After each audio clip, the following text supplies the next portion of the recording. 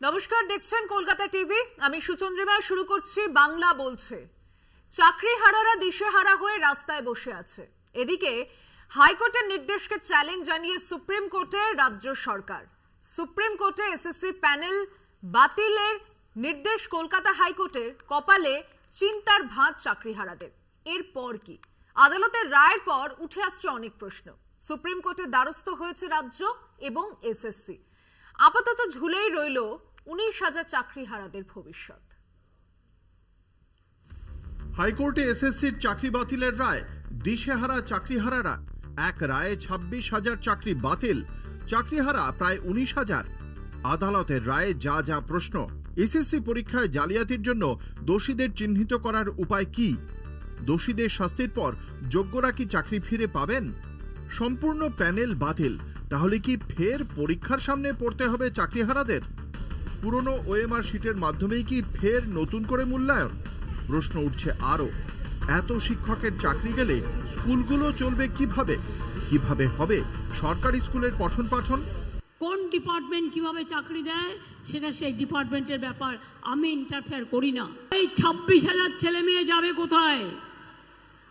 বাংলায় কি সব স্কুল বন্ধ হয়ে যাবে? বাংলায় কি স্কুল চলবে না? টিচারের চাকরি কি তার মানে আর হবে না? এই জটিল পরিস্থিতিতে সুপ্রিম কোর্টের রায়ের বিরুদ্ধে আবেদন জানিয়েছে রাজ্য সরকার এবং এসএসসি। শীর্ষ আদালত যদি হাইকোর্টের রায়ের ওপর স্থগিতাদেশ দেয় তাহলে চাকরিহারাদের আশঙ্কা খানিকটা কাটবে। যদি তা না হয় তবে ফের নতুন করে জটিলতার আশঙ্কা থাকছেই। কলকাতা টিভি।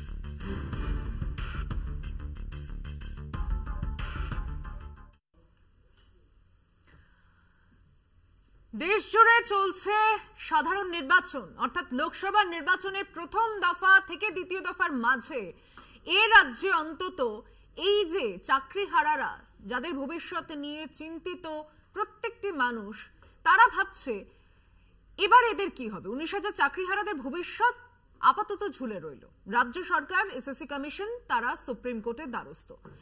কিন্তু অনেকগুলো প্রশ্ন সামনে এসেছে, যে প্রশ্নগুলো আপাতভাবে শুধুমাত্র এই চাকরিহারাদের ভবিষ্যৎ নিয়ে নয়। এই যে ভোটের যে আবহ পশ্চিমবঙ্গে যুযুধান সব পক্ষ রাজনৈতিক লড়াইয়ে নেমেছে, এই ইস্যুকে অন্তত পরের দফাতে কার দিকে কি প্রভাব ফেলতে পারে, অন্তত সেই আলোচনা নিশ্চয়ই এই আলোচনার যেখানে আমরা বসে আছি বাংলা বলছেতে আসতেই পারে। কারণ রাজনৈতিক লড়াইয়ের মুখে এক পক্ষ অপর পক্ষের দিকে নানান অভিযোগ, পাল্টা অভিযোগ তুলেই যাচ্ছে। কেউ নিজেদের হিন্দু মুসলমান ঐক্যের সেই কথা যেমন বলছে, ঠিক তেমন ভাবেই মেরুকরণের রাজনীতিও এই ভোটের ময়দানে আজও রয়েছে। বাংলা বলছেতে আজকে যারা প্যানেলে রয়েছে তাদের সঙ্গে আলাপ করি। আমি আলোচনায় ডিরেক্টলি আসছি। তৃণমূল কংগ্রেসের বক্তা রয়েছেন মৃত্যুঞ্জয় পাল, স্বাগত জানাচ্ছি আপনাকে। কংগ্রেসের বক্তা রয়েছেন সুস্মিতা বিশ্বাস, স্বাগত জানাচ্ছি আপনাকে। বামেদের বক্তা রয়েছেন গৌরব মজুমদার, স্বাগত জানাচ্ছি আপনাকে। বিজেপির বক্তা এখনো আমাদের মধ্যে এসে উপস্থিত হয়নি, আমি তাকে ছাড়াই আলোচনা আজকে শুরু করছি। আমি শুরুতেই আসছি সুস্মিতা দি আপনার কাছে। পেশায় একজন শিক্ষিকা আপনি। এই যে 26,000 চাকরি বাতিল, এক রায় 19,000-এর ভবিষ্যৎ নিয়ে প্রশ্ন উঠছে, কিন্তু এই দোষীদের চিহ্নিত করার উপায় কি? এটা যেমন একটা গুরুত্বপূর্ণ দিক, ঠিক তেমন ভাবে রাজনৈতিক প্রেক্ষাপটে একজন কংগ্রেস সমর্থক শুধু নয়, সদস্য হিসাবে আপনার কি রায়? দেখো, এই যে বারে বারে 19,000-এর কথা হচ্ছে, যখন আমি বলবো এই 25,753 জনের কথাই বলবো যাদের চাকরিটা চলে গেছে। বিষয়টা হচ্ছে এর জন্য দায়ী হচ্ছে টোটালি এসএসসি মানে কমিশন। তার কারণ হচ্ছে আজকে যখন কোর্ট বারে বারে এই তালিকাটা চেয়েছিল, তখন এসএসসি যদি এইভাবে তালিকাটা দিত যে কারা যোগ্য প্রার্থী কারা অযোগ্য প্রার্থী, মানে যারা অযোগ্য প্রার্থী 5,000 সামথিং, এই যে একটা নাম্বার, এই নাম্বারটাকে যদি আলাদা করে দেখানো হতো তাহলে হয়তো শুধু তাদের চাকরিটাই যেত। তারা কারা? যারা 0 পেয়েও 52 পেয়েছে, যারা 0 পেয়েও 56 পেয়েছে, যারা এমনভাবে দেখা গেছে যে কোর্ট বলছে 17 রকম ভাবে নাকি চাকরি চুরি হয়েছে। কিভাবে দেখা যাচ্ছে? আবার সেইভাবেও দেখা যাচ্ছে যে এরকম হয়েছে যতটা পদ, 0 পদ খালি কোনো ক্যাটাগরিতে, তার থেকে বেশি নিয়োগ হয়েছে। এইভাবে 5,500-এর মতো অনিয়ম দেখা দিয়েছে। এই 5,500 যে অনিয়মে নিয়োগ হয়েছে এটাকে যদি সেগ্রিগেট করে আজকে এসএসসি কমিশন যদি দেখাতো তাহলে কিন্তু আজকে এই বাকি 19,000 সামথিং এর চাকরিটা যেত না। আজকে যাদের এই যোগ্য প্রার্থীরা চাকরিটা গেছে, যখন কোর্ট বারংবার বলেছে আমাদের কাছে লিস্টটা দিন, যখন লিস্টটা পাইনি কোর্ট পুরো প্যানেল ধরে বাদ দিয়ে দিয়েছে। কেন এই প্যানেল ধরে বাদটা দিল? কোর্ট বাধ্য হলো তো প্যানেল ধরে বাদটা দিতে।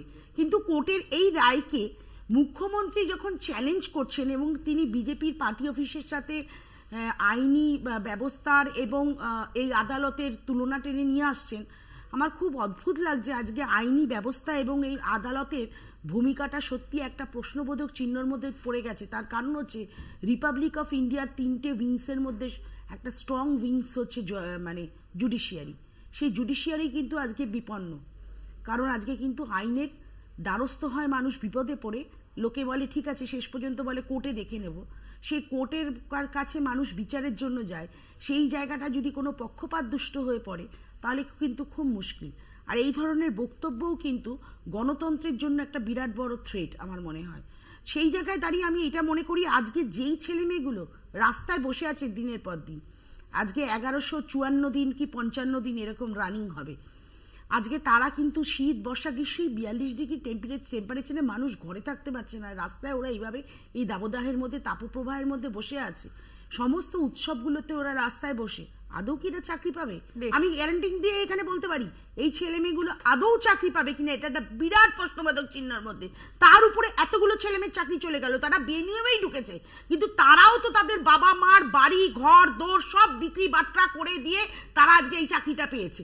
এবার তাদের ফ্যামিলিগুলোতে যে যদি আমি মাথা পিছু গড়ের 4 জনকেও ধরি তাহলে আজকে কতগুলো লোক আজকে এই অন্ন বস্ত্র বাসস্থানের অভাব দেখা দেবে তাদের। মৃত্যুঞ্জয়, দোষীদের শাস্তির পর যোগ্যরা কি সত্যি চাকরি ফিরে পাবে? দেখুন, আমার প্রথম কথা হলো কোনো না কোনো জায়গায় অন্যায় হয়েছে, দোষ হয়েছে, এবং অন্যায় দোষ না হলে তো এই জায়গাটায় আসতো না। তাই আমরা দলের তরফ থেকে কিন্তু কোনো জায়গায় কাউকে কোনো অন্যায়টাকে ডিফেন্ড করছি না। আমরা বারবার বলছি যে একটা অন্যায় হয়েছে, ধরুন আপনার বাড়িতে চুরি হয়েছে, আপনার বাড়িতে চুরি হলে আপনি নির্দিষ্টভাবে থানায় যাবেন, আপনি থানায় গিয়ে কমপ্লেন করবেন এবং পুলিশের দায়িত্ব পড়ে যে চোরকে খুঁজে পাওয়া। এবার ধরুন পুলিশ চোর খুঁজে পাচ্ছে না, পুলিশ মনে করছে চোরটা আপনার পাড়াতেই আছে, এবং সারা পাড়ায় যদি 500 ফ্যামিলি থাকে, 500 ফ্যামিলি সবাইকে বললো আপনারা বাড়ির মধ্যেই থাকবেন, বাড়ি থেকে বেরোতে পারবেন না যতদিন না চোরকে খুঁজে পাওয়া যাবে। ব্যাপারটা আদালতের রায়টা সেরকম হয়ে যাচ্ছে। আদালতের কথা হচ্ছে যে নিয়োগে দুর্নীতি হয়েছে। এবার দুর্নীতি খুঁজে বার করার জন্য হাইকোর্ট বলল সিবিআইকে। সিবিআই গত 2 বছর ধরে তদন্ত করলো। আপনাদের চ্যানেল, বিভিন্ন সংবাদ মাধ্যমে দেখলাম গোপন খামে জমা করা হলো, সেখানে আপনারা হেডলাইন করলেন 5,000-এর মতো নিয়োগ দুর্নীতি হয়েছে। এসএসসি হলফনামা করে বলল যে ওএমআর সিটে যে ট্যাম্পারিং সেটা 3110। তারপরে যে র্যাঙ্ক জাম্পিং হোক বা প্রয়োজনের চেয়ে বেশি চাকরি, শূন্য পদের চেয়ে বেশি চাকরি দেওয়া হোক বা বিভিন্ন উপায়ে এটা 5 থেকে 5,500-এর মতো চাকরি হয়েছে, এই মানে দুর্নীতি হয়েছে যদি ধরে নিই। এইবার আদালতের রায় যখন দিচ্ছে, আপনি রায়ের 338 নম্বর পয়েন্টটা যদি দেখেন, বলছে আদালত বলছে, আমি বলছি না, যে নির্দিষ্টভাবে যে সেখানে যদি আমরা যেহেতু কারা অযোগ্যভাবে চাকরি পেয়েছে সেটা যেহেতু খুঁজে বিচার বাছা যাচ্ছে না, এর জন্য আমরা পুরো প্যানেলটাকে বাতিল করতে বাধ্য হচ্ছি। এই যে কারা অযোগ্য, কারা দুর্নীতি করে চাকরি পেয়েছে, এইটা খুঁজে বার করা তো আদালতের তত্ত্বাবধানে তো সিবিআই তদন্ত করছিল। আমাদের বিচার ব্যবস্থা বলে যে আপনি একজন দোষীকে শাস্তি না দিতে পারলেও ঠিক আছে, কিন্তু কোনো নির্দোষকে শাস্তি দিতে পারেন না। এইটা আমাদের বিচার ব্যবস্থা বলে যে আপনি নির্দোষকে শাস্তি দিতে পারেন না। আপনি আজকে আদালতের, আমার বক্তব্য নয়, কংগ্রেসের, আজকে সুস্মিতাদি এত কথা বলছিল তাই আমি বললাম, কংগ্রেসের নেতা, দীর্ঘদিনের নেতা, বর্ষিয়ান নেতা এবং হাইকোর্টের বর্ষিয়ান আইনজীবী অরুণাভ ঘোষ বলেছেন যে 2কে পাস না করলে এই রায় দেওয়া যায় না। যেদিনকে রায় বেরিয়েছে সেদিনকেই বলেছেন। সুস্মিতাদি অনেক কথা বলতে পারেন, আমি জানি না সুস্মিতাদি শিক্ষিকা, কিন্তু অরুণাভ ঘোষ বাবু তো আইনজীবী, এত দিনের আইনজীবী, তিনি বলছেন টুকে পাস না করলে এই জিনিস হয় না, এই রায় হয় না। তো আজকে বিচার রায়ের উপরে তো প্রশ্ন আমরাও তুলেছি,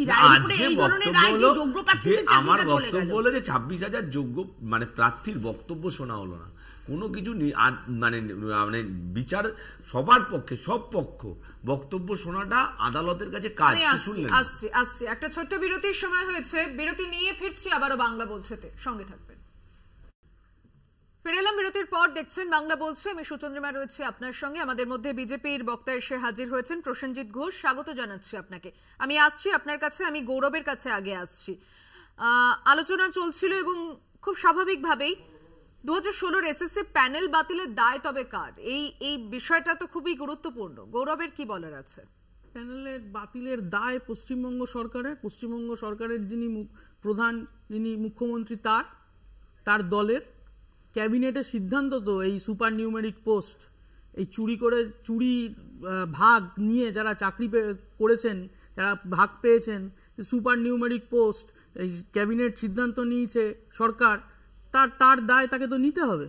আপনি ভাবুন, কোভিডের সময় নিয়োগপত্র দেওয়া হচ্ছে, যে কোভিডের সময় মানুষ হাহাকার করছে খাদ্যের জন্য, অক্সিজেনের জন্য, স্বাস্থ্যের জন্য, চিকিৎসার জন্য, মানুষের চাকরি চলে যাচ্ছে, সবাই ঘরবন্দি, আর সেখানে দাঁড়িয়ে এই রাজ্য সরকারের এই শান্তিপ্রসাদ সিনহা, পার্থ চ্যাটার্জি, কল্যাণময় গাঙ্গুলি, সুবীরেশ ভট্টাচার্য, শান্তনু কুন্তল, এরা সব মিলে র্যাকেট চালিয়ে পশ্চিমবাংলার মুখ্যমন্ত্রীর নেতৃত্বে এরা হচ্ছে যে ওই আচার্য সদনের পেছনে ওই নতুন বাড়ি থেকে এই চুরি করে এই নিয়োগপত্রগুলো দিচ্ছিল, তখন যাদের থেকে টাকা পয়সা হচ্ছে যে নিয়েছে।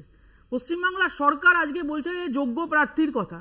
পশ্চিমবাংলার সরকার, এসএসসি কমিশন, শিক্ষা পর্ষদ, তারা কেন কোর্টে গিয়ে বললেন না যে, কোর্ট তো বারবার চেয়েছিল যে যোগ্য প্রার্থী কারা, যারা যোগ্য চাকরি করছেন তারা তাদের তালিকাটা দিন। কেন এসএসসি সেই তালিকা দেয়নি? কেন এসএসসি বারবার বলেছে যে আজ নয় কাল, কাল নয় পরশু? আপনি ভাবুন, একটা সরকারি সংস্থা সে টেন্ডার দিচ্ছে, টেন্ডারটা একটা ঘরের মধ্যে হচ্ছে, আর একদিনেই সে টেন্ডারের কাজ হয়ে যাচ্ছে, টেন্ডার দিয়ে তার কাজ হয়ে যাচ্ছে। আপনি ভাবুন, এই চুরিটা ঘরের মধ্যে, ঘর বন্ধ করে হচ্ছে, কেউ জানে না কোথায় কে টেন্ডার পেল। নাইসা নামক কোন একটা সংস্থা, তারা টেন্ডার পেয়েছিল, তারা আবার দিল তাদের একটা সংস্থাকে, তারা হচ্ছে যে সেই সাবে দিয়েছিল সেই সংস্থাকে। ওএমআর শিট পুড়িয়ে দেওয়া হলো, ওএমআর শিট দিতে পারছেন না, বলছেন না আমাদের কাছে নেই। আপনি ভাবুন, চুরির একটা মানে 17 রকম ভাবে কোর্ট বলছে, 17 রকম ভাবে হচ্ছে যে চুরি হয়েছে। তৃণমূল সরকার আজকে দাঁড়িয়ে সৎ যোগ্য প্রার্থীদেরকে ঢাল করে নিজেদের পিঠ বাঁচানোর চেষ্টা করছেন, পারবেন না পিঠ বাঁচাতে। চুরি করেছেন লক্ষ লক্ষ কোটি কোটি টাকা, কোথা থেকে পেয়েছেন? পার্থ চ্যাটার্জির বান্ধবীর বাড়িতে যে টাকাগুলো ছিল, সেই টাকাগুলো, পার্থ চ্যাটার্জির বাড়িতে যে টাকাগুলো ছিল, আজকেই আপনারা টিভিতে দেখাচ্ছেন লিপস অ্যান্ড বাউন্সের কথা। একটা ছোট্ট সংস্থা, 2013 সালে সেই কোম্পানিটা তৈরি হলো, 2023 সালে সেই কোম্পানিটা 600 কোটি টাকা লাভ করলো। কি ব্যবসা করে আপনি জানেন? আপনার কলকাতা টিভি চ্যানেল চালায়, ঠিক আছে, একটা সংস্থা, তারা জল বিক্রি করে, ঠিক আছে, কিন্তু লিপস অ্যান্ড বাউন্স কলকাতার বুকে ব্যবসা করে, 600 কোটি টাকা তার লাভ। কোথা থেকে পেলেন এই টাকা? কে ইনভেস্ট করলো? যাই হোক, এটা প্রসঙ্গের মধ্যে আছে। আমি বলছি প্রসঙ্গ নয়, আমি জানি প্রসঙ্গ নয়, আমি জানি, তাহলে প্রসঙ্গের বাইরে যাবেন না। টাকার ভাগটা হচ্ছে যে সেখানে গেছে। আমার কথাটা ছিল যে এই প্যানেল বাতিলের দায়টা তবে কার? সরকারের, পশ্চিমবঙ্গ সরকারের, রাজ্যের মুখ্যমন্ত্রী, তার দায় নিতে হবে। আচ্ছা, সেই সরকারই আবার সুপ্রিম কোর্টে যাচ্ছে, তাহলে সুপ্রিম কোর্টে তো যাবেনই, সুপ্রিম কোর্টে তো যাবেন তো লোক দেখানো, যে যোগ্য প্রার্থীদের বাঁচানোর জন্য ওনারা সুপ্রিম কোর্টে লোক দেখানোই যদি হয়। আমি প্রসেনজিৎ বাবুর কাছে এবার আসছি। একটা লাইন বলেনি, তবে প্রসেনজিৎ দা নিশ্চিতভাবে বলবে বামেদের উত্তর কি দেব। বামেদের মানে যাদের একটা, আমাদের উত্তর 24 পরগনার চেয়ে কিছু বেশি সংখ্যক লোক বস করে ত্রিপুরাতে, সেখানে 10,353 জনের প্যানেল বাতিল হয়ে গেছিল। 2008-9 সালের অবিভক্ত মেদিনীপুরের পুরো প্যানেল বাতিল হয়েছে হাইকোর্টে, সেই রায়ে চ্যালেঞ্জ করে সুপ্রিম কোর্টে গেছে, সুপ্রিম কোর্টও সেম রায় বহাল করেছে। তাই এদের মুখে বড় বড় কথা শুনে লিপস এন্ড বাউন্স হয়েছে তো, চুরি হয়েছে তো, এখন আমি প্রসেনজিৎ বাবুর চুরি হয়েছে তো, এখন না, পরে চুরি হয়েছে কি হয়নি? লিপস এন্ড বাউন্স চুরি হয়েছে কি হয়নি? কোথায় জানলে? না চুরি হয়েছে না হয়নি? আর অভিষেক ব্যানার্জি বলে দিয়েছে লিপস এন্ড বাউন্স কি কাজ করে, শেয়ার ট্রেডিং এবং জলের চুরি হয়েছে না হয়নি? পরিষ্কার কথা, চুরি হয়েছে না হয়নি? আসবে আলোচনায় পরে। চাকরি বাতিল হওয়ার জন্য যারা এখন চরম বিভ্রান্তিতে রয়েছে এবং রাজ্য সরকার এসএসসি কমিশন সুপ্রিম কোর্টে যাচ্ছে, কিন্তু এই যে দেখানো একটা যে ব্যাপারের কথা বামেরা বলছে বা কংগ্রেস যেটা বলছে, কোথাও বিজেপির এতে যে শুভেন্দু অধিকারী যে বোমাটা ফাটিয়েছিলেন আপনাদেরই তো লাভ মনে হচ্ছে। রাজনৈতিক পরিসংখ্যানে সেটা কি আপনারা ভোট বাক্সে পাবেন? দেখুন, লাভ লসের কথা এখানে বড় নয়। আজকে বোমা ফাটানোর কথা বলছেন, শুভেন্দু অধিকারী মুখ্যমন্ত্রী বলেছেন বিজেপি করাচ্ছে, কোর্টের নির্দেশে তদন্ত হচ্ছে। আজকে চায়ের দোকানে তো গল্প হচ্ছে পিসি ভাইপো জেলে যাবে, যদি 2 মাস পরে জেলে যায় তাহলে কি তাদের ধরা হবে? আমি আইনের ছাত্র হিসেবে এটা বুঝি, 2019 সালে যে মার্চ মাসে যখন যোগ্য প্রার্থীদের কাছে মুখ্যমন্ত্রী গেছিলেন, দেখা করেছিলেন, কি বলেছিলেন? 5টা বছর, তিনি 5টা বছরে কি পারতেন না? সে সময়টা কি কম ছিল? নির্বাচনের আগে উনি কথা বলেছেন। দ্বিতীয় পয়েন্ট, আজকে 2021-এ যখন জাস্টিস গাঙ্গুলি প্যানেল বাতিলের কথা বলেছিলেন, তখন তো ইলেকশন ছিল না, তখন রাজ্য সরকার সুপ্রিম কোর্টে গিয়ে সাময়িক স্টে পেয়েছিল। তখন তো রাজ্য সরকার যোগ্য অযোগ্যদের তালিকা দিতে পারতেন। আজকের যে রায় হয়েছে এটা প্রত্যাশিত। যারা আইন সম্পর্কে জানে, তথ্য এবং প্রমাণের উপর নির্ভর করে কিছু কাজ কোর্টে হয়। কোন জাজ তাকে জাস্টিসকে দাগি দেয়া, যারা আইনের আজ নয়, আমি আজকে স্টুডিওতে বলে যাচ্ছি যে আজকে মুখ্য সচিব 1.5 বছর ধরে অনুমতি না দেওয়ার জন্য বিচার প্রক্রিয়া শুরু করা যাচ্ছে না। তিনি বলছেন ইলেকশনের পরে দেবে। আজকে মন্ত্রিসভা যুক্ত সুপার নিউমারিক যে পদ সৃষ্টি করা হয়েছে, মুখ্যমন্ত্রী ছিলেন, আজকে এই মন্ত্রিসভার অর্ধেক জেলে যাবে আগামী দিনে। যেভাবে এই প্রক্রিয়া যাচ্ছে, দায় কিন্তু মমতা বন্দ্যোপাধ্যায়কে নিতেই হবে, না নিলে উপায় নেই। সুপ্রিম কোর্টে যেতে পারেন, অবশ্যই যোগ্য দেখে, আমাকে বলতে দিন, সুপ্রিম কোর্টে যেতেই পারেন, কোর্ট সকলের জন্য খোলা, কিন্তু প্রতি পদে পদে তদন্তকে ব্যাহত করবার জন্য জনগণের ট্যাক্সের টাকায় 203 কোটি টাকা মতো খরচা করা হয়েছে। আজকে যোগ্যরা যে বঞ্চিত হচ্ছে, মুখ্যমন্ত্রী যদি বলতেন যে নির্বাচনের পরে আপনাদের অনুযায়ী যোগ্য কারা? যোগ্য যারা রাস্তায় বসে রয়েছে, আজকে যারা বলবে তো যোগ্য কারা, যোগ্য কারা কাছে তো কোর্ট জানতে চেয়েছে। আমার সময়টা শেষ হলো না, কিন্তু সকলে সম্পূর্ণ পেয়েছে। তাহলে তো 30 সেকেন্ড বলে দিই না, তাহলে তো এই যে ঘুঘুর ভাষা মধ্যশিক্ষা পর্ষদ, তাহলে তো কোর্ট এসএসসি কে তদন্তের ভার দিতে পারত। কোর্ট সিবিআই কে ডেকে আনলো কেন? সিবিআই গুরগাঁওতে গেল কেন? তাহলে সিবিআই কি করবে? এক্ষুনি বিরতির পর বাংলা বলছে তো সঙ্গে থাকবেন। ফিরে এলাম বিরতির পর, দেখছেন বাংলা বলছে। আমরা অবশ্যই সেই চাকরিহারাদের বিষয় নিয়ে আলোচনা শুরু করেছিলাম, কিন্তু আরো একটা বিষয় খুব গুরুত্বপূর্ণ। আমি শুরুতেই বলেছিলাম রাজনৈতিক প্রেক্ষাপটকে উপেক্ষা করা তো যায় না, এবং অবশ্যই যখন এক দফার ভোট হয়ে গিয়েছে, অন্য দফার ভোটের ঠিক আগে এই বঙ্গ বিজেপিতে কি ভাঙন ধরতে চলেছে? খোদ অভিষেক বন্দ্যোপাধ্যায় যখন মঞ্চ থেকে বলছেন যে 10 জন লাইনে দাঁড়িয়ে রয়েছে, ব্যাপারটা কি এতটাই ফেলে দেওয়ার মতো হতে পারে? শুনুন কি বক্তব্য তার। আপনি দল ভাঙানোর খেলা খেলবেন তো? আমাদের দুজনকে ভাঙিয়ে নিয়ে গেছিল দুটো সাংসদকে, একটা মীর জাফর, একটা গদ্দার, 2020 সালে জয়েন করেছিল, তার বাবা আর তার ভাই। সঙ্গে সঙ্গে আপনি দেখবেন বিজেপির 2 জন সাংসদ তৃণমূলে যোগদান করেছে, বাবুল সুপ্রিয় আর অর্জুন সিং। আবার এই ভোটের আগে ইডির ভয় দেখিয়ে তাপস রায়কে নিয়ে গেছে বিজেপিতে, প্রার্থী নেই তো, তৃণমূল থেকে নিয়ে গিয়ে প্রার্থী করছে।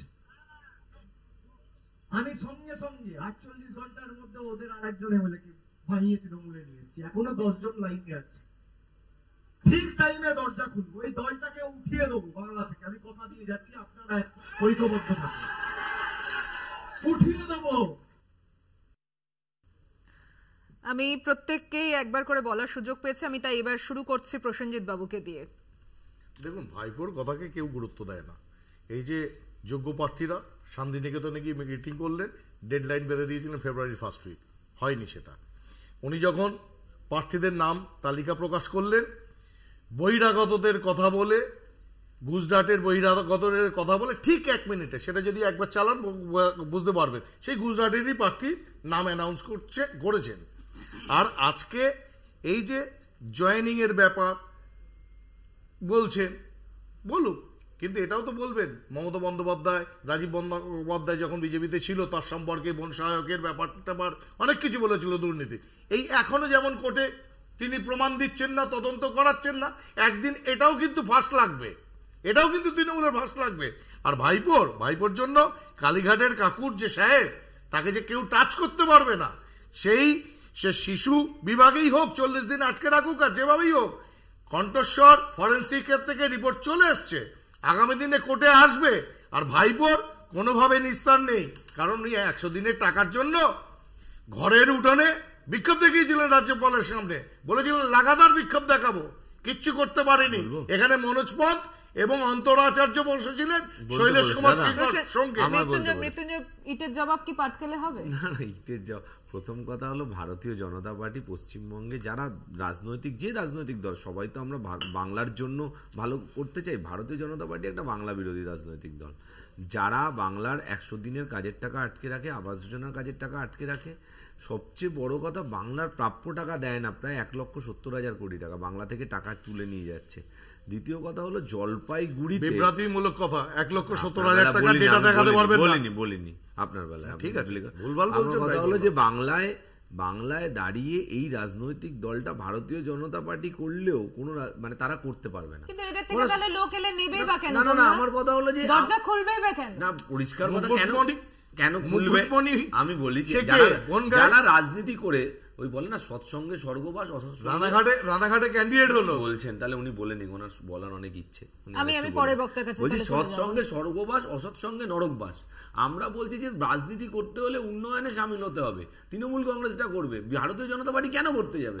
বাংলার যারা 2021 সালে হারার পরে যেই শুভেন্দু অধিকারী অমিত শাহর পা ধরেছিল, সুকান্ত মজুমদার দিল্লিতে গিয়ে অমিত শাহর পা ধরেছিল, বলেছিল বাংলার টাকা আটকে দিলেন, বাংলার মানুষ, আর অভিষেক বন্দ্যোপাধ্যায় বাংলার টাকা পাওয়ার জন্য দিল্লিতে যায়। এই ধরনের হুঙ্কার কোনো কাজে আসে? এই চিত্রনাট্য দেখতে দেখতে বাংলার লোক একদম হয়ে গেছে, বোর হয়ে গেছে। আপনাদের এই সাজানো চিত্রনাট্য, এবং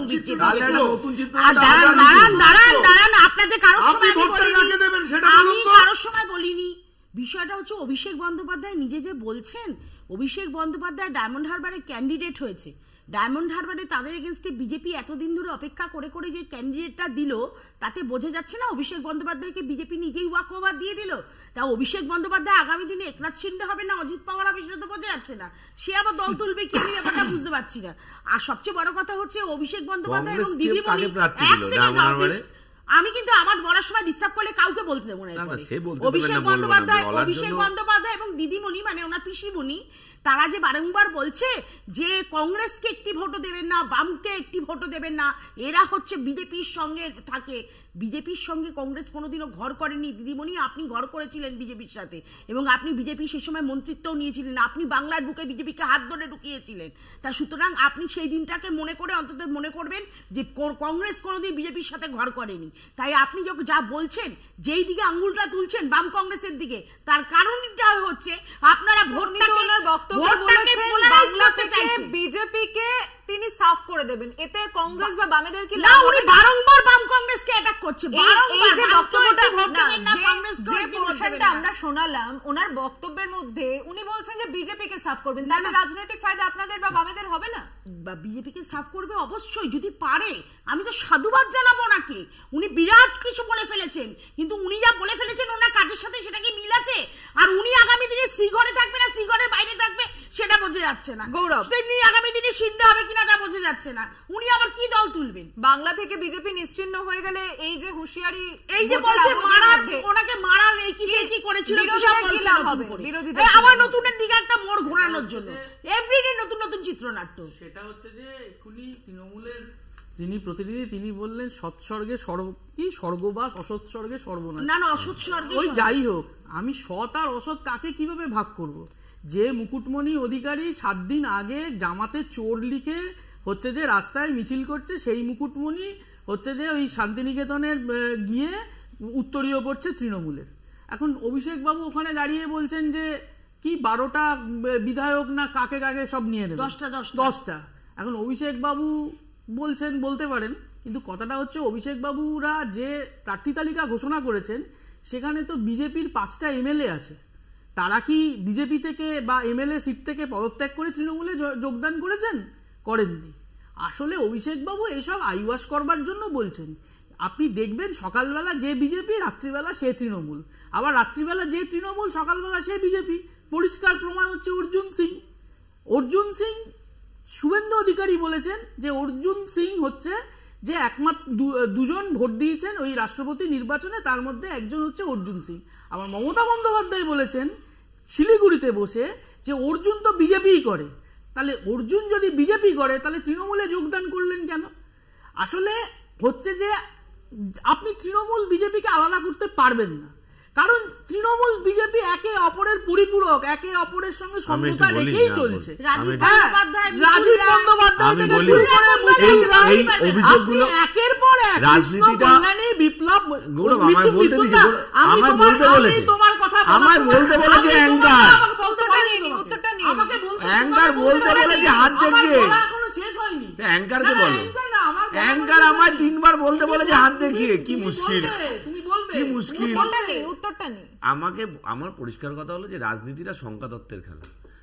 আমি আগেও বলেছি যে যারা রাজনীতি উন্নয়নের সাথে সামিল হতে যাবে, সিপিএম থেকেও যদি কেউ বলে যে এই মুহূর্তে উন্নয়ন করতে হবে, বিজেপিকে ঠেকাতে হবে, দুটো প্রশ্ন, সেটা তৃণমূল কংগ্রেসের পক্ষে সম্ভব। রাজনীতি যদি সংখ্যাতত্ত্বের কথা হয়, আমি মুখে মুখে জ্ঞানের কথা বলবো আর সিট হবে, লোকসভায় আমি 0 পাবো, বিধানসভায় 0 হবো, বিজেপিকে আমি হারাতে পারবো না, সেটা তো হয় না। বিজেপিকে হারানোর জন্য যদি মনে হয় আমাদের কোনো স্ট্র্যাটেজিক্যালি কিছু করতে হবে, সেটা করবো। পশ্চিমবাংলার মুখ্যমন্ত্রী রাজ্যের মানুষকে বাজি ধরেছে নিজের ভাইপোকে বাঁচানোর জন্য। পশ্চিমবাংলার মুখ্যমন্ত্রী নিজের ভাইপোকে বাঁচাতে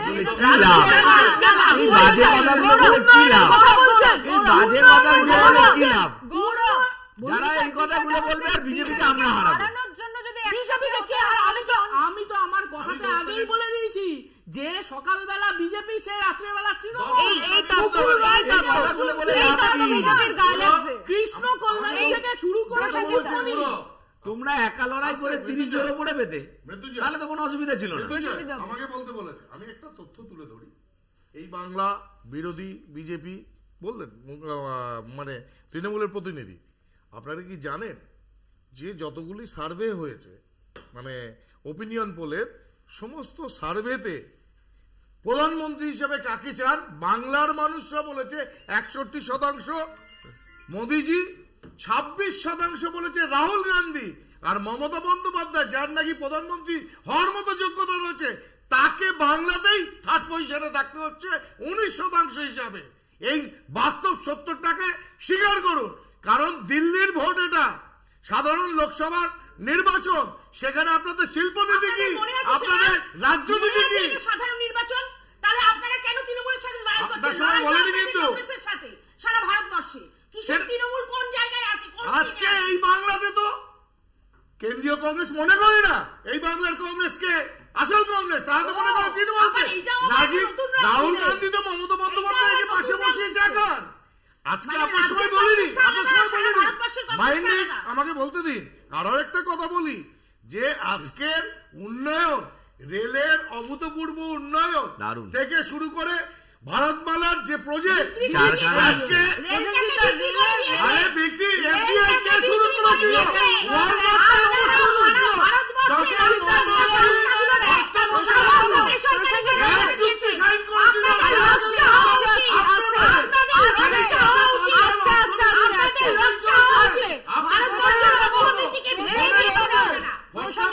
প্রথম দফা শেষ হয়ে গেছে, দ্বিতীয় দফার আর মাঝখানে মাত্র একদিন। এরই মধ্যে এই যে আপনি উন্নয়ন বিকাশের কথা বলছেন, এরই মধ্যে সেগুলো সব ফুরিয়ে গেছে, না হলে হিন্দু মুসলমান নিয়ে আবারও আসরে নামতে হচ্ছে প্রধানমন্ত্রীকে। আমি আপনার কাছে এই বিষয় দিয়ে আবার ব্রেকের পর শুরু করব, সঙ্গে থাকবেন। ফিরে এলাম বিরতির পর, দেখছেন বাংলা বলছে। আমি প্রসেনজিৎ বাবুর কাছে একটা প্রশ্ন রেখে গিয়েছিলাম, যদি উন্নয়ন বিকাশের কথা বলেই ভোট বৈতরণী পার করতে হয়, তাহলে বিভিন্ন প্রচারে গিয়ে প্রধানমন্ত্রীর মুখে যেভাবে হিন্দু মুসলমান মেরুকরণের চেষ্টার বা যে অভিযোগ কংগ্রেসের দিকে আপনারা করছেন, কংগ্রেস ক্ষমতায় এলে আপনাদের মা বোনেদের গলা থেকে মঙ্গলসূত্র কেড়ে নেওয়া হবে, এই কথাগুলো কেন দেশের প্রধানমন্ত্রীর মুখে?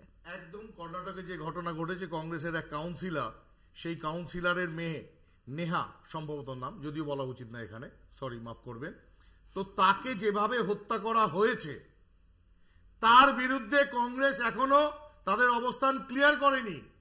কিন্তু অনেক সামাজিক সংগঠন থেকে শুরু করে ইভেন সংখ্যালঘু সম্প্রদায়ের মানুষের মিছিল সেখানে হচ্ছে। এই যে দৃষ্টিভঙ্গি, এই যে দ্বিচারিতা কেরলেও চলছে, কেরলেও মুসলিম করছে, সেটা কংগ্রেসের সঙ্গে এলাই তারা, সংখ্যালঘু অন্য সমাজের সংখ্যালঘু মানুষরা তার বিরুদ্ধে মিছিল করছে। আজকে মমতা বন্দ্যোপাধ্যায় যখন একটা দাগিয়ে দেওয়ার চেষ্টা করে রামনবমীর দিন দাঙ্গার দিন, তখন দেখা যায় যে দাঙ্গার দিন ভোট আসছে 19 তারিখের আগে 17 তারিখে দাঙ্গা লাগানোর চেষ্টা আবার দেখে নেও। হাইকোর্ট বলেছে যারা 8 ঘন্টা মুর্শিদাবাদে 8 ঘন্টা একটা উৎসবের দিন নিরাপত্তা দিতে পারে না, তাদের অধিকার নেই পুরো 24 ঘন্টা কিভাবে নিরাপত্তা দেবে, ভোট পিছিয়ে দেওয়া উচিত। তাহলে আইন শৃঙ্খলা কোন জায়গায়? আজকে কোন কলেজে নির্বাচন হয় বললেই বলে আইন শৃঙ্খলার অবনতি হবে। আইন শৃঙ্খলার সাথে আমি প্রশ্নটাই করলাম যে হিন্দু মুসলমান বলতে হচ্ছে কংগ্রেস সম্পর্কে। আরে কর্ণাটকে কি হয়েছে সেটা বলো। আপনাদের কাউন্সিলরের মেয়েকে কে হত্যা করেছে, কেন হত্যা করেছে? প্রেমে প্রত্যাখ্যাত হয়েছে বলে তাকে হত্যা করা হয়েছে। কংগ্রেসের স্ট্যান্ড কি? কেরলে মুসলিম লীগের যে মিছিল, কংগ্রেসের স্ট্যান্ড কি? দ্বিচারিতা করলে হবে না। দেশে কোনো আর বিষয় নেই, একটা সাধারণ বিষয় আছে তো। সবকা সাথ, সবকা বিকাশ, সবকা প্রয়াস উন্নয়নের কথা বলেছে। বাংলার জন্য 13,000 কোটি টাকা দিয়েছে, মানরেগাতে 8.5 বছরে আমরা 7,000 কোটি টাকা দিয়েছি। অন্যরা বলবে ভারতবর্ষটাকে বিজেপি নামক এই দলটি না পুরো মানে সর্বনাশ করে ছেড়ে দিল ভারতবর্ষে। আজকে যে জাতি ধর্ম বর্ণ যে এই যে ভেদাভেদ সৃষ্টি করে এরা যে রাজনীতি করছে, এইটা কিন্তু ভারতবর্ষের মানুষের কাছে একটা থ্রেট। আমি বলবো এটা একটা থ্রেট। তার কারণ আচ্ছা যদি বলতে না হয় আমি কিছু আগে একটা কথা বলবো না, আমি চিৎকার করে বলবো না, আমি কিছু বলতেই দেব না, আপনাকে বলতেই দেব না। আজকে যেইভাবে মানুষ কি খাবে, মানুষ কি পড়বে, সেটাও এরা ঠিক করে দিচ্ছে। যে দলটা আরেকটা স্লোগান হয় ভগবানের নাম নিয়ে জয় শ্রীরাম, যারা ভগবানের অবতারকে পর্যন্ত যারা বিষ্ণুর অবতারকেও নামিয়ে দিয়েছে রাজনীতির মঞ্চে, তারা আবার বড় বড় কথা বলে, তারা এই ভেদাভেদ সৃষ্টি করছে।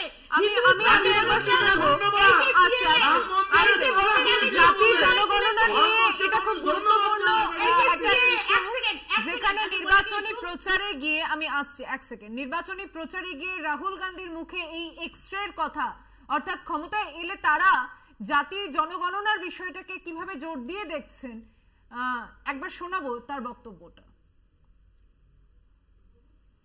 जैसे ही मैंने कहा कि देश में जाति जनगणना होना चाहिए, देश का एक्सरे होना चाहिए, दूध का दूध पानी का पानी होना चाहिए, नरेंद्र मोदी कहते हैं हिंदुस्तान में तो कोई जात है ही नहीं, 2 ही जात हैं, एक अमीर है और एक गरीब है। अच्छा अगर 2 ही जात हैं तो भैया आप कहां के ओबीसी बन गए? जैसे ही हमारी सरकार बनेगी जाति जनगणना हम पूरे देश में करवा देंगे, हर वर्ग की आबादी कितनी है, भागीदारी कितनी है। अब जैसे ही मैंने ये देश के एक्सरे की बात की, वो नरेंद्र मोदी कांपने लग गया। जैसे ही मेरे, उसकी आदत है, जैसे उसको डर लगता है ना वो झूठ बोलना शुरू कर देता है।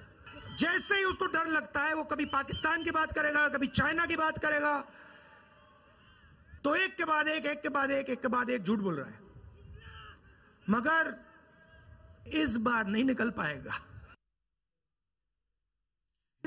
মন্ডল কমিশনের সময় 10 সেকেন্ড বললেন। আচ্ছা তাহলে আপনি বলুন, রাহুল গান্ধী বললো আপনি বলবেন, নরেন্দ্র মোদি বললো আপনি বলবেন, তাহলে আপনি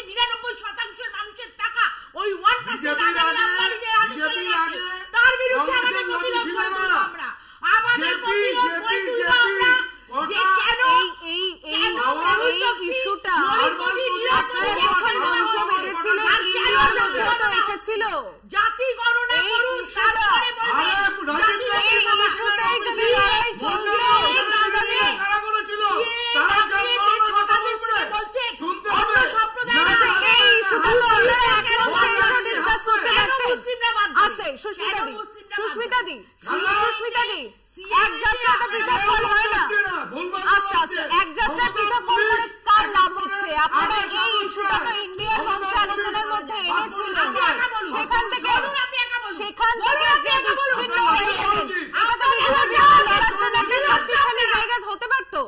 আমি একটা বিরতিতে যাচ্ছি, বিরতির পর ফিরছি, সঙ্গে থাকবেন বাংলা বলছে। ফিরে এলাম বিরতির পর, দেখছেন বাংলা বলছে। আমি মৃত্যুঞ্জয়ের কাছে আসছি। দেখো, জাতীয় স্তরে একটা সমীকরণ খুব অবশ্যই ভাবে কাজ করছে। এ রাজ্যে প্রচারে এসেও বিজেপির যে ঝাঁজটা, সেই হিন্দু মুসলমান নিয়ে যতটা না থাকছে, অবশ্যই ততটা তৃণমূলের দুর্নীতির প্রসঙ্গের মধ্যে থাকছে। তারই মধ্যে অভিষেক বন্দ্যোপাধ্যায়ের এই 10 জনের লিস্টের কথা বলে দেওয়া, এটাতে কি তোমাদের দলের দিকে আরো বেশি টার্গেটটা বাড়বে না? দেখুন, টার্গেট তো আমরা 2021-এও দেখেছি। বিজেপির সর্বস্তরের নেতারা, যেমন ধরুন প্রধানমন্ত্রী থেকে আরম্ভ করে স্বরাষ্ট্রমন্ত্রী, মানে নরেন্দ্র মোদীজি, অমিত শাহজি, নাড্ডাজি, বিভিন্ন রাজ্যে যোগী আদিত্যনাথের মতো মুখ্যমন্ত্রীরা এসছেন। তারা এসে আক্রমণ করেছে, দলকে আক্রমণ করেছে, আমাদের মুখ্যমন্ত্রীকে আক্রমণ করেছেন, আমাদের নেতা অভিষেক বন্দ্যোপাধ্যায়কে আক্রমণ করেছে, তীব্রতর আক্রমণ করেছে। তারপরেও যারা 200 পার, আপকি বার 200 পার বলেছিল, তারা 77, মানে ডাবল ডিজিটে নেমে গেছিল, 77 পেয়েছে। তো আমাদের কথা হলো যে এরা আক্রমণ করবে, খুব স্বাভাবিক। কিন্তু আক্রমণ করলেই, আমি আবারও বলছি, আমি বারবার রিপিট করছি যে ভারতীয় জনতা পার্টিকে হারাতে হবে। তার জন্য যারা ভারতীয় জনতা পার্টিকে হারানোর জন্য যদি কেউ ভারতীয় জনতা পার্টি থেকে যদি মনে করে ভারতীয় জনতা পার্টি একটা, ধরুন যারা ভারতীয় জনতা পার্টিতে করছে, তারা শুধুমাত্র গিয়ে দেখছে যে মিথ্যে কথার ফুলঝুরি, প্রতিশ্রুতির ফুলঝুরি, আর শুধুমাত্র ধর্মের নামে উস্কানি। কারা এটা মানুষে মানুষে বিভেদ করে, রাম আর রহিমের মধ্যে বিভেদ করে, উত্তরবঙ্গ দক্ষিণবঙ্গের বিরুদ্ধে বিভেদ করে। এইখানে দাঁড়িয়ে যারা দক্ষিণবঙ্গের নেতা, তারা কিন্তু দাঁড়িয়ে, বা যারা এখানে মুখপাত্র হিসাবে আছে চ্যানেলে, তারা বলে আমরা রাজ্য ভাগের পক্ষে নয়। কিন্তু রাজু বিস্ট এই লোকসভারও তো প্রার্থী, তিনি প্রকাশ্যে বলেছেন, বা আগের বার আলিপুরদুয়ারের যিনি সাংসদ ছিলেন সেই জন বাল্লা, এরা প্রকাশ্যে বলেছেন যে আমরা উত্তরবঙ্গের জন্য আলাদা রাজ্যের দাবি করছি।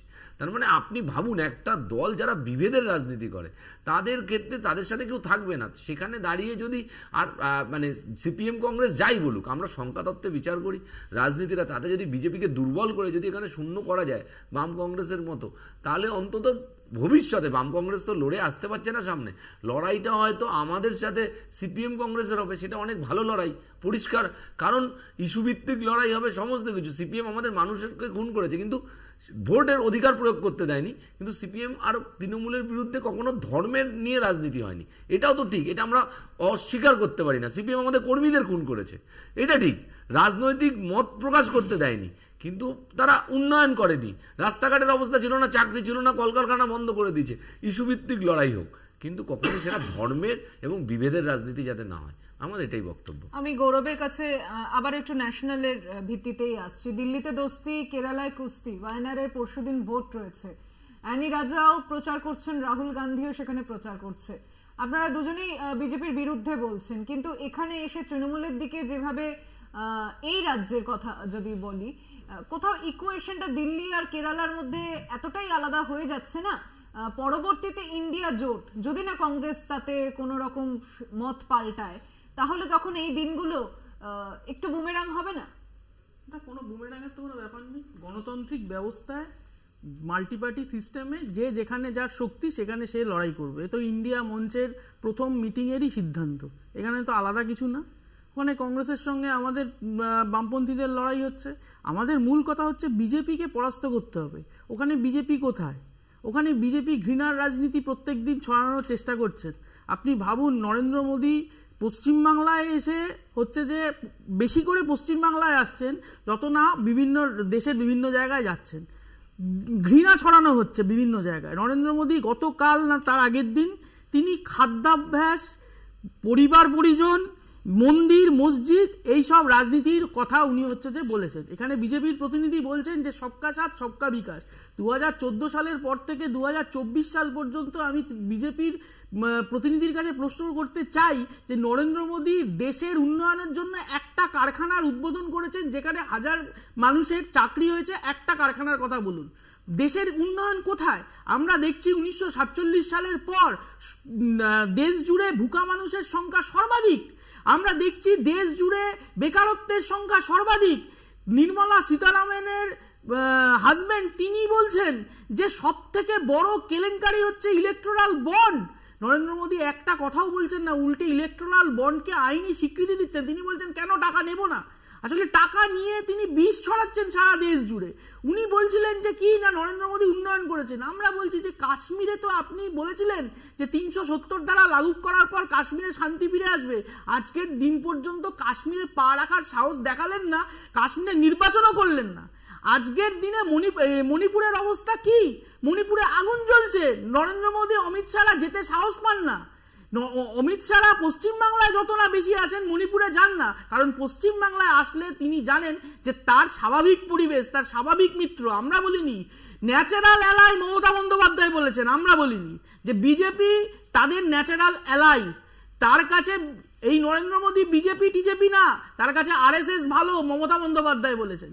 আসলে পশ্চিমবাংলায় বিজেপির স্বাভাবিক পরিবেশ তৈরি করে দিয়েছেন এই মমতা বন্দ্যোপাধ্যায়, এই জাত পাত ধর্মের ভিত্তিতে মানুষকে বিভাজনের মধ্যে দিয়ে, যার ফলে বিজেপি পশ্চিমবাংলায় বেড়েছে এবং সুযোগ পেয়েছে। এই যে দাঙ্গা, পশ্চিমবাংলায় জ্যোতি বসুর নেতৃত্বে সরকার ছিল, বুদ্ধদেব ভট্টাচার্যের নেতৃত্বে সরকার ছিল, দাঙ্গা করবার কারণ ক্ষমতা ছিল পশ্চিমবাংলায়। আর মুখ্যমন্ত্রী ওই ধর্ণা মঞ্চে বসে বলছেন আমি জানতাম হাওড়ায় দাঙ্গা হবে, হাওড়ায় দাঙ্গা হবে। উনি জানতেন, যদি উনি জানতেন তাহলে উনি ব্যবস্থা গ্রহণ করলেন না কেন? মুর্শিদাবাদের ঠিক সেই রাজ্যেই চলে এলেন। আমি যেহেতু অল ইন্ডিয়ার পরিপ্রেক্ষিতে জাতি গণনার কথা আপনি বলছিলেন, ভারত দেশ জুড়ে জনগণনায় নরেন্দ্র মোদী করছেন না, কেন জনগণনা করছেন না? তাহলে তো পরিষ্কার ক্লিয়ার পিকচার হয়ে যাবে যে দেশে জনগণ কত, তার ধর্মের ভিত্তিতে, তার জাতের ভিত্তিতে ভাগ কত। কংগ্রেস ইস্যুটা তো তুলেছে, কংগ্রেস ইস্যুটা তো তুলেছে। কংগ্রেস কেন, আমরাও তো বলেছি, সবাই বলেছে, বিজেপি বিরোধী সমস্ত রাজনৈতিক দল আপনারা হয় অনেক কথাই বলেছিলেন, সেগুলো কেন হারিয়ে যাচ্ছে? এটাও তো রাহুল গান্ধীর গত সপ্তাহে সবচেয়ে বড় স্টেটমেন্টের মধ্যে একটা স্টেটমেন্ট ছিল যে আমি তো বিজেপিকে আক্রমণ করছি, তাহলে পিনারাই বিজয়ন কেন আমাকে এত আক্রমণ করছে কেরালাতে দাঁড়িয়ে? তাই গত সপ্তাহে হ্যাঁ সংবাদ মাধ্যমের সামনে বলেছে, সংবাদ মাধ্যমে বলেছে, প্রকাশ্যে বলেছে, আমার কানে কানে এসে বলেনি। দেখান না কি অদ্ভুত। তাহলে আর্কাইভ থেকে বার করে দেখান। আমি পাঠিয়ে দিচ্ছি, আমি পাঠিয়ে দিচ্ছি, আমি এক্ষুনি আপনাকে পাঠিয়ে দিচ্ছি। আপনাদের ফেক ইউনিভার্সিটি আর বিজেপি ইউনিভার্সিটি একই না। সাথে মূলত সিপিআইএম দের বামফ্রন্টের লড়াই, এই লড়াইটা ছিল, আছে, থাকবে।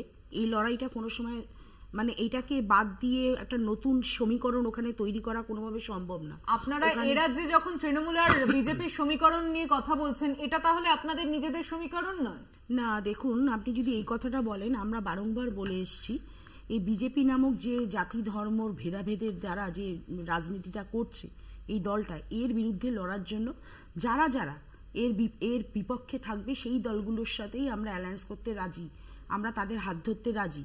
কিন্তু এই জায়গায় দাঁড়িয়ে এখন দেখুন আমাদের লড়াইটা হচ্ছে দুটো দলের মধ্যে, একে অপরের অপোজিশন। যেমন আজকে দিল্লিতে আপের সাথে আমাদের লড়াই, আপের সাথে যদি আমাদের যদি ওখানে আমরা জোট করি তাহলে আমাদের লড়াইটা কার বিরুদ্ধে কার হবে? সেম জিনিস কেরালায় হয়েছে। কিন্তু পশ্চিমবঙ্গে আমাদের লড়াইটা হচ্ছে যেমনভাবে প্যারালালি, যেমনভাবে বিজেপি আমাদের সারা ভারতবর্ষ জুড়ে ন্যাশনাল দল হিসেবে আমরা বিজেপির এগেনস্ট দল, আমাদের বিজেপির সাথে লড়াই, এবং ঠিক সেই জায়গায় যেখানে আমাদের সাম্প্রদায়িক দাঙ্গাকে থামানোর লড়াই, যেখানে এই ভারতবর্ষকে বিক্রি হতে না দেওয়ার লড়াই, যেখানে ভারতবর্ষের জাতিভেদের মাধ্যমে মানুষের খুনোখুনির বিরুদ্ধে লড়াই, এবং আমাদের লড়াই সেম ভাবে তৃণমূলের সন্ত্রাস এবং স্টার ক্যাম্পেইনের এখনো পর্যন্ত এই রাজ্যে এলো না কেন? আমাদের কোন স্টার ক্যাম্প, ওই যে আপনি কি যে রোজ রোজ নরেন্দ্র মোদী আর অমিত শাহ আসছে, এরকম রোজ রোজ আমাদের নেতারা, রোজ রোজ না হলেও মাসে কেউ তো আসতে পারে। আমাদের স্টার ক্যাম্পেইনাররা যেসব জায়গায় আগে ইলেকশন হচ্ছে সেসব জায়গায় সমস্ত জায়গায় যাচ্ছে না তা তো না। আর আমরা মনে করি আমাদের দলের সবাই স্টার, আমাদের দলের কোনো বিশেষ স্টার বলে কেউ আছে বলে আমরা মনে করি না। রাহুল গান্ধীর নিজের ইলেকশনও পরশুদিন আছে ওয়ানাডে, আপনি বললেন, সেখানে আমরা আশা করি তার জন্য আমাদের সকলের শুভকামনা আমি আশা করি থাকবে, এবং তাকে ভবিষ্যতে 2024-এর প্রধানমন্ত্রী হিসাবে আপনারা সবাই তাকে বরণ করে নেবেন।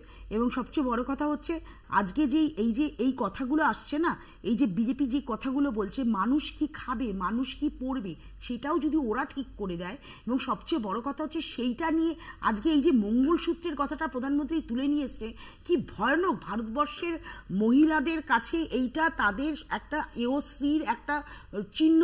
সেই এয়শ্রীর চিহ্নে যদি কারোর হাত পড়ে, সেইখানে মানে তার কত বড় সেন্টিমেন্টের সেখানে নাড়া দেওয়া, এই সেন্টিমেন্টে নাড়া দিয়ে কিন্তু বিজেপি সারা ভারতবর্ষে নিজেদের জায়গাটাকে তৈরি করার চেষ্টা করছে, এবং এইটা কিন্তু একটা মানে ভয়াবহ দিক। এবং একটা সেকেন্ড বলি, একটা লাইন শুধু বলছি, সিএ নিয়ে আজকে যে 6টা দেশ থেকে, বাইরের দেশ থেকে সমস্ত জাতিদের নাম বলেছে যে আসবে, কেন ওয়াই নট মুসলিম, কেন মুসলিমদের নাম তারা এখানে মেনশন করেনি, মুসলিম জাতিকে কেন তারা বাদ দিল? প্রসেনজিৎ বাবু, দেখুন, আমরা মনে করি ইন্ডি জোটে যারা আছে এবং সর্বভারতীয় ক্ষেত্রে কংগ্রেস, তারা নিজেরা মনে করছে ইন্ডি জোটের শরিকদের সঙ্গে লড়াই করে বাগ মারছে। তা আমাদের সঙ্গে লড়বে কোথায়? তারা এনার্জি ক্ষয় করছে, করুক, আমাদের সঙ্গে তো লড়তেই পারছে না, নিজেদের শরিকদের মধ্যে লড়াইটা চালিয়ে যাচ্ছে।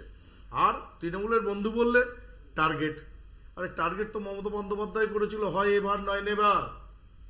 মৃত্যু ঘণ্টা বাজিয়ে দিয়েছিলেন মমঘণ্টে 2001 সালে। তো ক্রম পর্যায়ে মমতা বন্দ্যোপাধ্যায় সেই জায়গাতে পৌঁছতে পেরেছে, কিন্তু দুর্নীতির প্রশ্নে সারা ভারতবর্ষে সমস্ত দুর্নীতিকে ছাড়িয়ে গেছে। যেহেতু এখানে দুর্নীতি তো সরাসরি সরকার যুক্ত, ব্যক্তি বিশেষে যুক্ত এখন আর নয়, কোর্টের অবজারভেশনে সেটা প্রমাণিত হয়েছে, চুরি হয়েছে।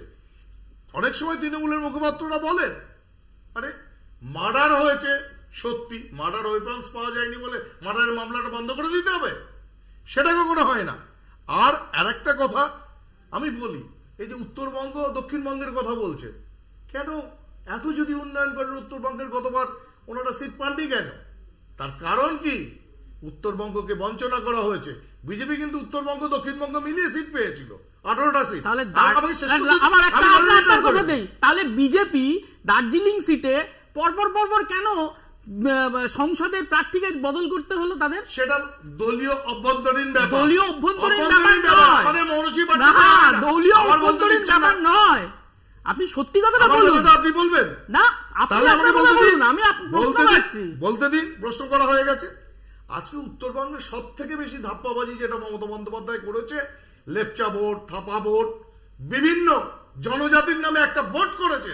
লাস্ট আমি দায়িত্ব নিয়ে বলছি, তৃণমূলের প্রতিনিধি দেখা, চন্দ্রিমা ভট্টাচার্য যে বাজেট করেছেন সেখানে 1 টাকাও বরাদ্দ করেনি, নট এ সিঙ্গেল রুপিস। উত্তরবঙ্গের মানুষ কেন থাকবে এই মমতা বন্দ্যোপাধ্যায়ের মিথ্যা প্রতিশ্রুতির প্রতি?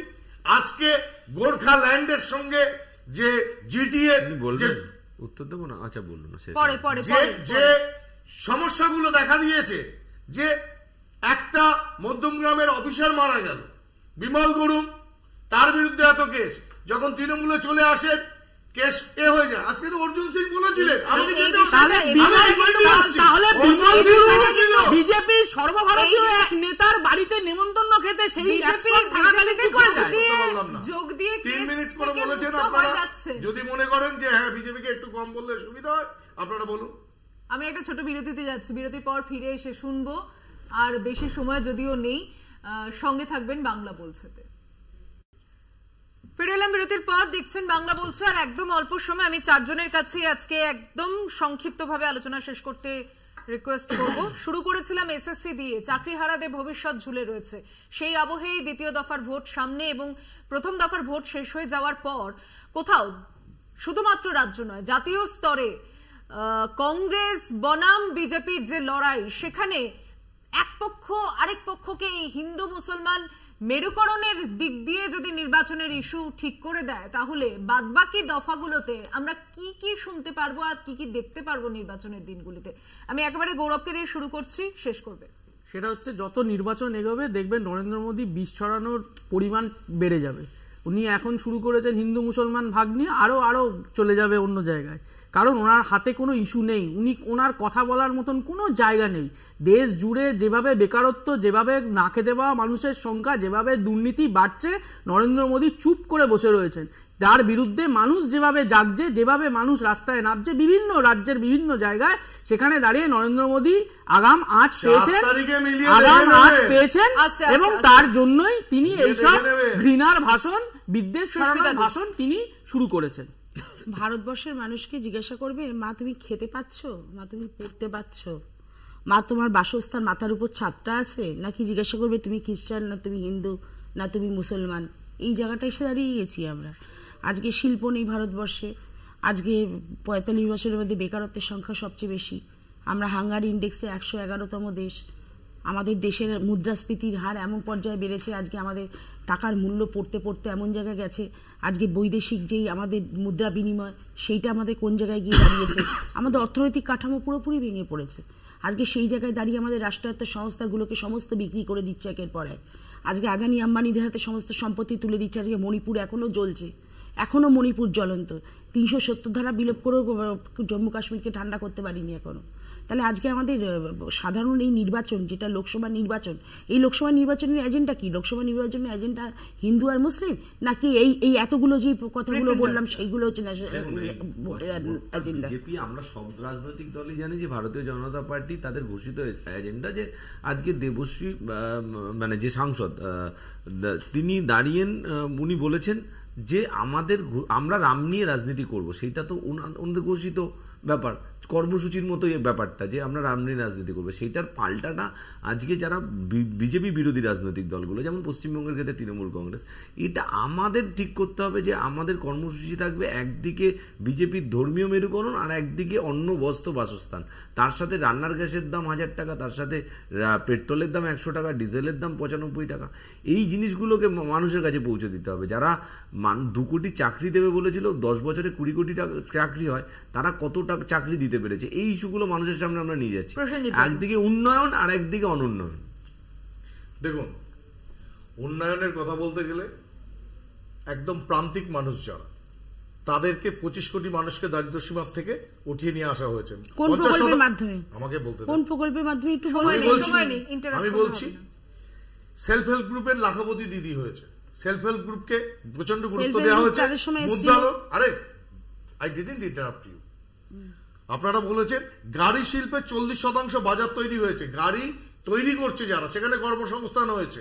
আজকে 40,000 রেলের কোচ হয়েছে ভারত থেকে চলে গেছে, ফোর্ড আর জিএম মডেল চলে গেছে, ফোর্ড আর জিএম মডেল বাইরে থেকে চলে গেছে, হচ্ছে লাইফটা পড়ে যাচ্ছে, ফোর্ড আর জিএম মডেল পড়ে যাচ্ছে। আমরা শুনুন একটা কথা বলি, ফোর্ড আর জিএম মডেল চলে গেছে। 6,000 কোটি টাকা কিষাণ কি সম্মান পাচ্ছে, আজকে 1335 থেকে 2162 টাকা হয়েছে। আপনি বলুন